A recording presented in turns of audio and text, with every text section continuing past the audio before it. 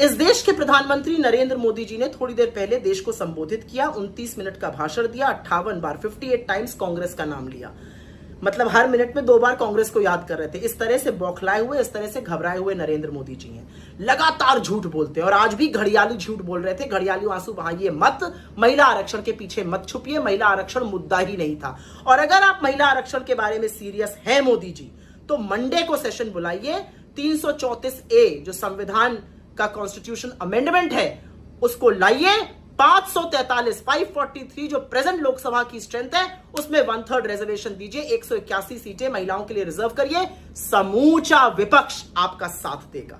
लेकिन आप ऐसा नहीं करेंगे क्योंकि आप महिला आरक्षण के लिए सीरियस ही नहीं है। अगर सीरियस होते तो 21 सितंबर 2023 को जो आपने बिल पारित किया उसमें आप सेंसस और डिलिमिटेशन की शर्तें ना डालते। हम तो तब भी कहते थे मत ये शर्तें डालिए, ज्यादा से ज्यादा महिलाएं 2024 की लोकसभा में चुनकर आएंगी। हमारी बात मानी होती तो असम से लेकर पश्चिम बंगाल, तमिलनाडु, केरलम, पुदुचेरी, महाराष्ट्र, हरियाणा, जो चुनाव उसके बाद हुए, उड़ीसा, आंध्र प्रदेश, हर जगह महिलाओं की संख्या भारी होती। लेकिन आपने तब हमारी नहीं सुनी। यकायक आप जागे और आपको लगा कि आप साजिशन महिला आरक्षण के पीछे छिपकर मन मर्जी से अलोकतांत्रिक तरीके से एक डिलिमिटेशन कर देंगे, परिसीमन कर देंगे। लेकिन समूचा विपक्ष खड़ा हो गया, इस देश की आवाज बन गया और आपको आपके इस काम से रोक दिया। मैं समझ सकती हूं आपकी बौखलाहट, पहली बार आपका बिल इस तरह हराया गया है। 1990 के बाद इस तरह का कॉन्स्टिट्यूशन अमेंडमेंट हराया गया है। 2002 में पोटा हराया गया था राज्यसभा में, ये 1990 के बाद लोकसभा में ऐसा कोई बिल है जो हराया गया है। तो मैं आपकी झुंझलाहट समझ सकती हूं, लेकिन आपकी झुंझलाहट का यह मतलब तो नहीं है ना कि आप महिलाओं को औजार बना लीजिएगा। महिलाएं बड़ी समझदार होती हैं, सब कुछ समझती हैं मोदी जी। अब डिलिमिटेशन की बात करते हैं, जिस इशू से आप बचना चाह रहे हैं, इधर उधर भागना चाह रहे हैं। हम तो 50% करने को तैयार थे, बिल में क्यों नहीं डाल दिया आपने? अगर आप इतने सीरियस थे बिल में डाल देते 50%, आपने नहीं डाला। आपने कहा हम तो सर्वसम्मति कहां बनाई आपने? 29 अप्रैल के बाद कर लेते, 3-3 चिट्ठियां लिखी गई, रुक जाइए 29 अप्रैल के बाद कर दीजिए, आपने नहीं माना। और आप इतने सीरियस हैं विमेंस रिजर्वेशन के बारे में कि जो सितंबर 2023 का कानून पारित था उसको नोटिफाई आपने 16 अप्रैल 2026 को रात को 9:55 पे कराया।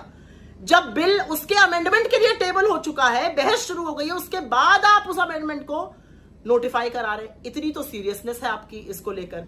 खैर, मंसूबा जो आपका था डिलिमिटेशन करने का, उसका जो एक ट्रेलर था वो देश ने देखा है, असम में और जम्मू कश्मीर में।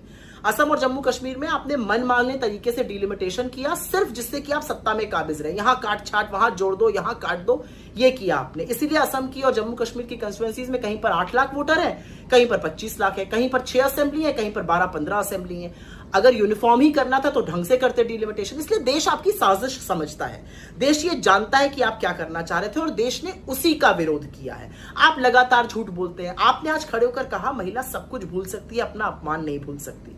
इसका अंदाजा तो आपको होगा। आपको पता है कौन अपना अपमान नहीं भूला है? वो 2 बेटियां मणिपुर की जिनको आदमखोर की भीड़ ने नोचा और आपने एक शब्द नहीं कहा। अपना अपमान ना हाथरस की गुड़िया ने भूला है, ना कुलदीप सिंह सेंगर की विक्टिम ने भूला है। प्रज्वल रेवन्ना ने जिनका मास रेप किया था वो भी अपना अपमान नहीं भूली और आप प्रज्वल रेवन्ना का समर्थन करने वहां पहुंचे थे। एक वोट जो उसको मिलेगा वो कह रहे थे आप हमें मिलेगा। असलियत यह है कि जो हमारी डेकोरेटेड एथलीट्स थी, जिनको आपने सड़कों पर घसीटा, जिनको आपने बाल पकड़ के खींचा, मरवाया और आप ब्रजभूषण के साथ खड़े रहे, वो भी अपना अपमान नहीं भूलेंगी। महिलाएं अपमान नहीं भूलती हैं, ये आपको समझना होगा।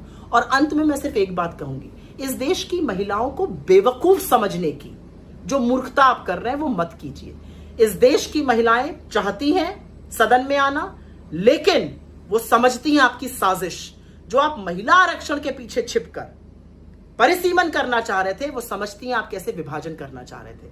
अगर आप सीरियस हैं तो मैं फिर से कहूंगी, लाइए विमेंस रिजर्वेशन बिल और 2023 के बिल में अमेंडमेंट कीजिए। 543 लोकसभा में 181 रिजर्व करिए महिलाओं के लिए। 100% समर्थन आपको देंगे। ये बात खुद राहुल गांधी ने, ये बात हमारी नेत्री प्रियंका जी ने, हमारे अध्यक्ष ने, सब ने कही। अगर हिम्मत है तो वो करके दिखाइए। ये घड़ियाली आंसू बहाना बंद कीजिए। और मोदी जी, चुनाव चल रहा है वेस्ट बंगाल और तमिलनाडु में, आप सिर्फ विपक्ष को गरियाने के लिए टीवी पर आए। मॉडल कोड ऑफ कंडक्ट का आप ब्रीच करते हैं। अभी अलग बात है कि ज्ञानेश जी जो आपके बिल्कुल शिष्य हैं वो तो इस बात को मानेंगे नहीं, लेकिन जो आप कर रहे हैं विशुद्ध राजनीति है। और अंत में एक बात कहूंगी, उम्र में थोड़ी सी छोटी हूं आपसे, आप ना उस राजा की तरह है जो कहता है राजा बोला रात है, रानी बोली रात है। ये सुबह सुबह की बात है। आपका जनाधार, आपका लोगों से संपर्क इस तरह टूट चुका है और आपके आसपास वाले जो चरण चुंबक है वो आपको बता ही नहीं पा रहे हैं कि आप जो कर रहे हैं वो गलत कर रहे हैं, और जो आप कर रहे हैं वो धर पकड़े जा रहे हैं। देश समझ रहा है, इस साजिश को समझ रहा है, आपकी बातों को समझ रहा है, और देश जान रहा है कि झूठ बोलने में आप नंबर 1 चैंपियन हैं। झूठ बोलना बंद कर दीजिए।